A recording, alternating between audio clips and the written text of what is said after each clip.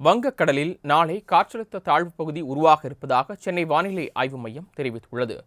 மத்திய மேற்கு மற்றும் அதனை ஒட்டிய வடமேற்கு வங்கக்கடல் பகுதிகளில் நாளை காற்றழுத்த தாழ்வு பகுதி உருவாகக்கூடும் என தெரிவிக்கப்பட்டுள்ளது.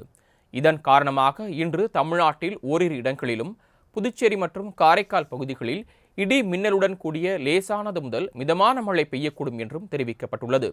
நாளை முதல் வரும் 9ஆம் தேதி வரை தமிழ்நாட்டில் ஓரிரு இடங்களிலும், புதுச்சேரி மற்றும் காரைக்கால் பகுதிகளிலும் லேசானது முதல் மிதமான மழை இருக்கலாம் என்றும் சென்னை வானிலை ஆய்வு மையம் கணித்துள்ளது. ஆந்திரா மற்றும் அதனை ஒட்டிய பகுதிகளின் மேல் ஒரு வளிமண்டல மேலடுக்கு சுழற்சி நிலவுவதாகவும் தெரிவிக்கப்பட்டுள்ளது.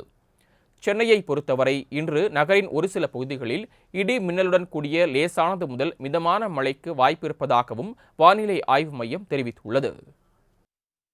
வங்கக்கடலில் நாளை காற்றழுத்த தாழ்வு பகுதி உருவாக உள்ள நிலையில் சென்னை உள்ளிட்ட பல்வேறு பகுதிகளில் பரவலாக மழை பெய்தது.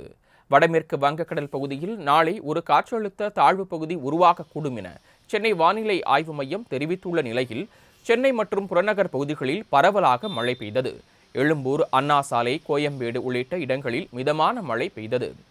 குன்றத்தூர் உள்ளிட்ட புறநகர் பகுதிகளிலும் திடீரென பெய்த மழையால் சாலைகளில் மழைநீர் தேங்கியது. இதனால் வாகன ஓட்டிகள் அவதியடைந்தனர்.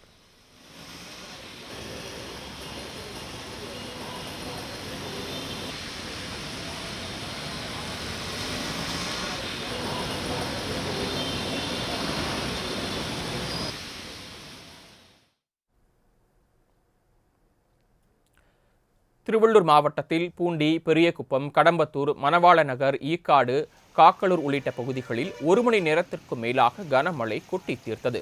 கனமழையால் நீர்நிலைகளின் நீர்மட்டம் உயரும் என்பதால் விவசாயிகள் மகிழ்ச்சி அடைந்துள்ளனர்.